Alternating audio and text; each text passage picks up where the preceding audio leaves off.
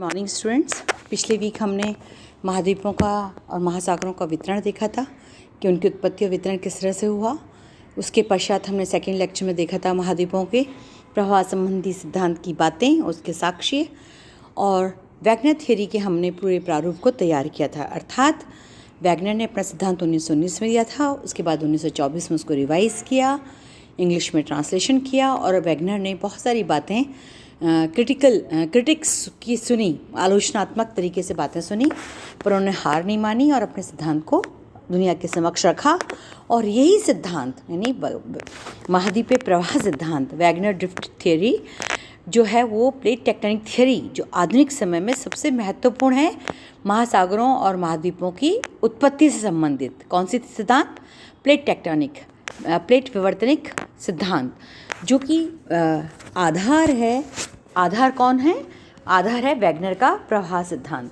तो बच्चों, उसमें मैंने बात की थी कि पूरा एक लैंड पार्ट था, स्थल भाग, जो जब पृथ्वी ठंडी होने लगी या ठंडी हुई उसके बाद उसमें स्थल भाग का निर्माण हुआ। लावा जब सूखा, है ना, तब पेंजिलिया पूरा एक टुकड़ा था। उसके बाद पेंथेलासा, उसके चारों तरफ पानी की राशि थी जो भाप बन करके धरातल पर, पृथ्वी के सरफेस पर रहा।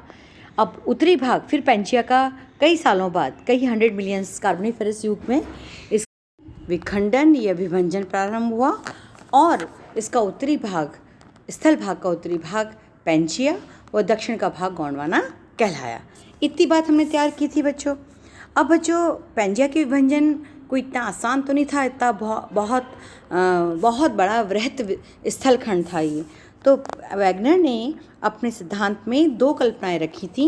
उसमें था प्रवाह बल संबंधी सिद्धांत। उन्होंने क्या बोला कि भूमध्य दो बल थे, मतलब पहला था गुरुत्वाकर्षण बल और या पल्लवनशीलता बल। उन्होंने कहा कि भूमध्य रेखा की ओर जो प्रवाह हुआ वो उत्तर की ओर हुआ। किस में हुआ? उत्तर की ओर। याद रखेंगे, भूमध्य रेखीय प्रवाह जो हुआ उत्तर की ओर हुआ और ये गुरुत्वाकर्षण बल के कारण हुआ और पल्लवनशीलता बल के कारण हुआ। क्यों पल्लवनशीलता बोला मैंने बच्चों? क्योंकि स्थल भाग जो है वो सियाल का बना हुआ है, उसका घनत्व कम है और महासागरों का घनत्व ज़्यादा है। क्यों? क्योंकि महासागरों की तली सीमा से बनी हुई है। तो सियाल किस पे फ्लोट हो रहा था, यानी पेंजिया किसके ऊपर तैर रहा था? पेंथेलासा में। ठीक है। दूसरा विघटन इसमें हुआ महाद्वीपों के पश्चिम की ओर के प्रवाह का कारण सूर्य व चंद्रीय ज्वार था। अब चंद्रमा की घूर्णन गति उस समय अधिक रहने के कारण पृथ्वी की कक्षा के पास चंद्रमा की ज्वारीय बल शक्ति भी अधिक हो गई। क्योंकि चंद्रमा हमारे पास है तो उसका जो फोर्स था, टाइडल फोर्स, जो चंद्रमा की तरफ का भाग था उसका भाग, उसमें बल चंद्रमा का ज़्यादा लगा, जिसको हमने चंद्रमा का ज्वारीय बल बोला। इसके कारण क्या हुआ बच्चों? जो पेंजिया था, पेंजिया महाद्वीप जो है वो पीछे की तरफ छूट गए। इस बल के कारण महाद्वीप पीछे पश्चिम की ओर छूट गए और पश्चिम की ओर प्रभावित हुए। ये बात थोड़ी सी ध्यान दीजिएगा, किस तरह से महाद्वीप पश्चिमी की तरफ छूट गए, क्योंकि पृथ्वी किस तरफ घूम रही है हमारी?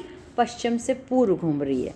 तो पृथ्वी की जो गति है वो थोड़ी ज़्यादा थी और पेंजिया में जो महाद्वीप भाग था उसकी गति कम थी। होपफुली दो बात समझ में आ गई। तीसरी बात उन्होंने बोला कि महाद्वीपों का वास्तविक प्रवाह जो पेंजिया 35 करोड़ वर्ष पूर्व कार्बोनिफेरस युग में अलग हुआ, यानी विभंजन प्रारंभ हुआ और उसका मुख्य कारण गुरुत्व बल और पल्लवनशीलता बल रहा। तो वो जो दो भागों में जो पेंजिया टूटा था उसमें क्या हुआ बच्चों? जो बीच का स्थल भाग का जो जहाँ से टूटा था उसमें पानी भर आया और वो क्या बन गया? टेथिस सागर बन गया। तो जुरासिक युग जो 18 करोड़ वर्ष पूर्व हुआ उसमें फिर गोंडवाना का विभाजन प्रारंभ हो गया और ज्वारीय बल के कारण प्रायद्वीपीय भारत, मेडागास्कर अफ्रीका से अलग हो गई है। ऑस्ट्रेलिया, एंटार्क्टिका, ये सब गोंडवाना से अलग हो गए। तो अफ्रीका अभी गोंडवाना का मुख्य पार्ट है। तो हमारा जो यदि हम देखें तो हमारा भारत थोड़ा उत्तर है, मैप में थोड़ा सा उत्तर की तरफ है। तो उसको आप ये ना सोचिएगा कि ये उत्तर की तरफ चला गया, नहीं, ये पूर्व अफ्रीका पश्चिम की तरफ शिफ्ट रहा और भारत जो है मेडागास्कर तो उसमें बल थोड़ा कम था, तो मेडागास्कर अफ्रीका के पास में ही रह गया और भारत जो है काफ़ी दूर छिटक कर अलग हो गया। और सबसे ज़्यादा दूर अलग हुआ आपका ऑस्ट्रेलिया। जो हमारा प्रायद्वीप भारत का दक्षिणी छोर है, उसमें ऑस्ट्रेलिया के उत्तरी किनारे जो दोनों हैं उनको यदि फिट करते हैं तो वो सही आ जाते हैं। तो कहने का मतलब इस प्रकार से जब ये प्रवाहित होना शुरू हुआ तो इसमें हिंद महासागर का निर्माण हुआ और दोनों तरफ ही टूटा। तो बीच में से क्या हुआ, जब पश्चिमी भाग टूट करके उत्तरी अमेरिका दक्षिणी अमेरिका लैंड पार्ट अलग हुआ, तो बीच का जो एस आकार है वो आपका अटलांटिक महासागर बन गया। और इस प्रकार से जो पैंथेलासा था, यानी जो पैसिफिक ओशन था, वो पैंथेलासा का जो अवशिष्ट है, रिमेनिंग पार्ट है, छोटा सा हिस्सा जो है वो वर्तमान में प्रशांत महासागर है। तो इस प्रकार से बच्चों प्लायोसीन युग जो 70 से 50 लाख वर्ष पूर्व तक रहा, उसमें स्थल और जल का ये वर्तमान में जो हमारे महाद्वीप हैं, जो खिसक करके या विभंजन होने के बाद इनका स्वरूप अस्तित्व में आया। तीसरी बात वैगनर ने अपने सिद्धांत में बोली, ध्रुवों का पलायन, यानी कि वंडरिंग ऑफ पोल्स या shifting movements in poles. Wagner ने बताया कि जो आज हमारी स्थिति है ज्योग्राफिकल, जो हमारी विषुवत रेखा बीचों बीच से जा रही है ना बच्चों, वो पहले अफ्रीका के पास से निकलती थी, उसके पहले वो इक्वाडोर के पास से निकलती थी। यानी हर काल में हमारे यहाँ तापीय कटिबंध बदले। क्यों बदले? क्योंकि तापीय कटिबंध ने, यानी जिस भाग में सबसे ज़्यादा गर्म होगा वो गर्म प्रदेश बन जाएगा। तो विषुवत रेखा को हमने वो चीज़ मानी, मतलब जो वर्तमान में हमारी विषुवत रेखा है उसका स्वरूप सिल्यूरियन एज में, यानी 35 करोड़ वर्ष पूर्व वो बहुत उत्तर में थी, नॉर्वे के पास से जा रही थी। फिर 70 लाख वर्ष पूर्व टर्शरी एज में ये वर्तमान के अल्पाइन क्षेत्र में थी, यानी यूरोप के पास से निकल रही थी। यानी आपका ये जो विषुवत रेखा की स्थिति है, यानी जो आपका आपके इंग्लैंड वगैरह में, यूरोप वगैरह में कोयला मिलता है, तो वो ये भी प्रूव करता है, जो हम आगे देखेंगे बच्चों।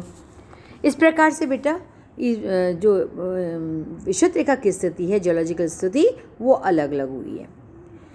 जो पांचवी बात उन्होंने बोली वो बलित पर्वतों की उत्पत्ति के बारे में बोली, यानी उन्होंने बलित पर्वतों की उत्पत्ति और महाद्वीपीय चापों की उत्पत्ति, ये तीनों चीज़ों को समझाया।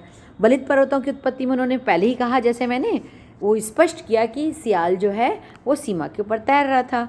जब ये सूर्य पृथ्वी की जो गुरुत्व बल है, फिर बाद में उन्होंने सूर्य का बल भी उसमें ऐड किया, यानी गुरुत्व बल की तरह, और प्लावन बल के कारण जो विघटन हुआ था सीमा का, वो पश्चिमी किनारे पर जाकर के उत्तरी और दक्षिणी अमेरिका का जो भाग है उसमें उत्तर में रॉकीज़ और दक्षिण में एंडीज़ बन गए। और जो बाकी भाग हैं यूरेशिया, अफ्रीका, प्रायद्वीप भारत के भूमध्य रेखा की ओर विस्थापन के कारण टेथीज़ में वलन पड़े और हमारे हिमालयस का निर्माण हुआ। ठीक है, इस प्रकार से उन्होंने ये कहा कि इस प्रकार से जो आधुनिक समय में पृथ्वी पर जो पर्वत हैं उत्तर दक्षिण और पूर्व पश्चिम, इनकी स्थिति को थोड़ा उन्होंने स्पष्ट किया। अब छठी बात है बेटा समुद्री द्वीपीय चापों की उत्पत्ति। इसके लिए उन्होंने कहा कि महाद्वीपों के प्रवाह में जब गति में शिथिलता आने लगी तो इस एशिया का जो स्थलीय भाग है पश्चिम की ओर प्रवाहित हो रहा था और इसका पूर्वी भाग साथ नहीं दे पा रहा था, तो छोटे छोटे टुकड़ों में वो टूटता चला गया। सिल्यूरियन यानी आपके साइबेरिया के उत्तर में क्यूराइल, जापान, फिलीपींस ऐसे द्वीपों का निर्माण हुआ। और इसी प्रकार दोनों अमेरिका के पश्चिम की ओर प्रवाहित होते समय कुछ भाग पीछे छूट गया, जिससे वेस्ट इंडीज़ का निर्माण हुआ। तो इस प्रकार से उन्होंने द्वीपीय चापीय स्थिति को भी स्पष्ट किया। फिर सातवीं बात उन्होंने कही कि कार्बोनिफेरस हिमानीकरण हुआ। कार्बोनिफेरस युग में हिमानीकरण हुआ, तो इसका मतलब क्या हुआ, जो हिमानीकरण के कारण दक्षिणी गोलार्ध के जो ब्राज़ील, फॉकलैंड, दक्षिणी अफ्रीका का कारू प्रदेश, प्रायद्वीप भारत, ऑस्ट्रेलिया, अंटार्कटिका में व्यापक हिम था और इस इवन ग्लैप्सोटोरिस वनस्पति का वितरण आज भी ये बताता है कि यहाँ ये भाग आपस में जुड़े हुए थे। अब बच्चों वर्तमान समय में जब जोग्राफर्स ने ये बात वैगनर का सिद्धांत पढ़ा, जानना और एविडेंसेस के आधार पर उसको एक्सप्रेस करना शुरू किया, तो उसका मूल्यांकन किया। 1920 से 1940 तक के वैगनर के सिद्धांत की विभिन्न आलोचनाएं हुई, ये मैं आपको बता चुकी हूँ। वैगनर के गुरुत्व बल के आधार पर विस्थापन बताने के विचार को टेलर, ड्यूटेराइट और एलसी किंग ने कटु आलोचना की। आलोचना इसलिए की कि एकदम से इतना बल कहाँ से आ गया, है ना। और 1940 से 1960 तक कई विद्वानों ने इस विस्थापन विचारधारा को जीवित रखा और इसके साक्ष्य में प्रमाण जुटाए। अब बच्चों बात आती है कि उस टाइम तक पैलियोमैग्नेटिज्म के बारे में इतना बहुत ज़्यादा अनुसंधान नहीं हो पाया था, मतलब मैग्नेटिक अनुसंधान पता ही नहीं चला था। ये कल्पना मात्र थी कि कोई बल या किसी का खिंचाव हुआ और तब ये पेंजिया टूटा। पर वर्तमान में भूभौतिकी जो हम एक्सपीडिशन या एक्सपेरिमेंट्स करते हैं, अनुसंधान करते हैं, उससे ये स्पष्ट हो चुका है कि जब चट्टानें ठंडी होने लगती हैं तो इनके अंदर चुंबकत्व का गुण उत्पन्न होता है, और चुंबकत्व क्षेत्र की दिशा में चुंबकीय यानी उसमें आकर्षण होने लगता है। तो चुंबकत्व के कारण बच्चों जो है ये अपनी दिशा इतनी जल्दी से नहीं बदलते हैं, और ये इग्नियस रॉक्स में होता है, आग्नेय रॉक्स में होता है।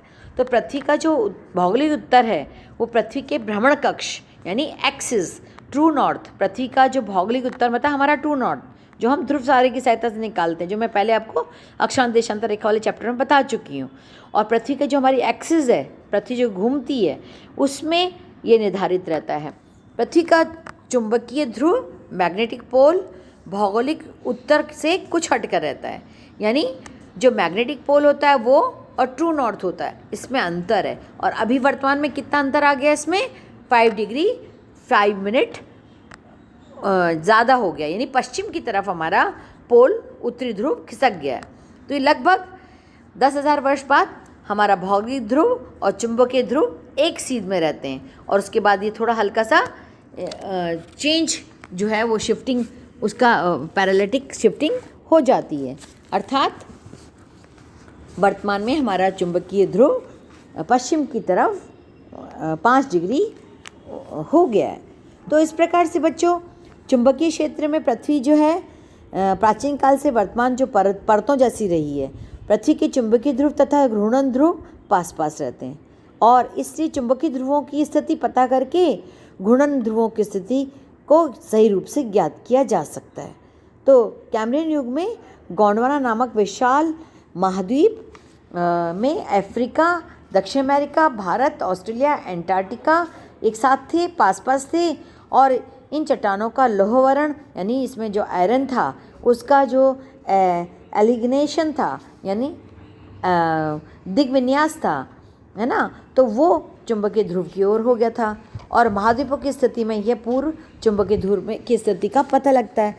बस इसको यदि इतना भाषा समझ में नहीं आया तो सिंपल सा ये जानो बच्चों कि जो हमारा जोग्राफिकल नॉर्थ होता है और पैलियोमैग्नेटिज्म के थ्रू यानी पृथ्वी के आग्नेय चट्टानों में जो चुंबकीय गुण उत्पन्न होता है, वो मैग्नेट जो है हमारा उसके अंदर ये एक पैरेलल लाइन के अंदर होता है, और इस आधार पर हम जो किसी भी समय में जो भी ध्रुव रहा हो उत्तरी ध्रुव, उसको हम आसानी से आइडेंटिफाई कर सकते हैं वर्तमान समय में। ठीक है। दूसरा उन्होंने कहा कि कैसे ही विस्थापन हुआ, तो उन्होंने उसके लिए करा हिमनद और प्राचीन जलवायु के प्रमाण दिए। उन्होंने कहा कि जो अमेरिका, दक्षिण अमेरिका, ऑस्ट्रेलिया, भारत का दक्षिणी भाग है, इसमें हिमानी के गोलाश्म मिलते हैं, यानी डिपोजिशन ऑफ ग्लेशियर्स शेल्स मिलते हैं। तो ये सच्चाई है। हिमघर्षण चिन्ह प्लेस्टोसीन ग्लेशियर डिपोजिशंस इस क्षेत्र में मिलते हैं, और यही समानता यूरोप, उत्तरी अमेरिका में मिलती है। तो इसी प्रकार से हिमावरणों के चिन्हों के द्वारा हिम आवरण यानी ग्लेशियटिक जो डिपोजिशंस बोले उसको हिमावरणों के द्वारा ग्लैप्सोटेरिस वनस्पति सब तरफ मिली। इसी प्रकार से एक जंतु है लेमिंग, जो कि स्कैंडिनेवियन क्षेत्र से यानी नॉर्वे, स्वीडन यानी वर्तमान का जो पूर्व का किनारा है उससे सीधे लगातार साइबेरिया क्षेत्र से अटलांटिक महासागर या उत्तरी आर्टिक सर्किल में ये गिर रहे हैं। तो ये क्योंकि जीवों की प्रकृति सेम चलती है, तो इस प्रकार से जलवायु संबंधी, वनस्पति संबंधी, जीव जंतु संबंधी और तटीय आकृति के आधार पर उन्होंने इसको स्पष्ट किया। तो आज के लिए इतना ही। कल हम भूवैज्ञानिक प्रमाण में अन्य प्रमाणों को देखेंगे। Thank you so much. कि खिसकने से, पश्चिम की तरफ खिसकने से पैंथेलासा जो था वो छोटा हो गया।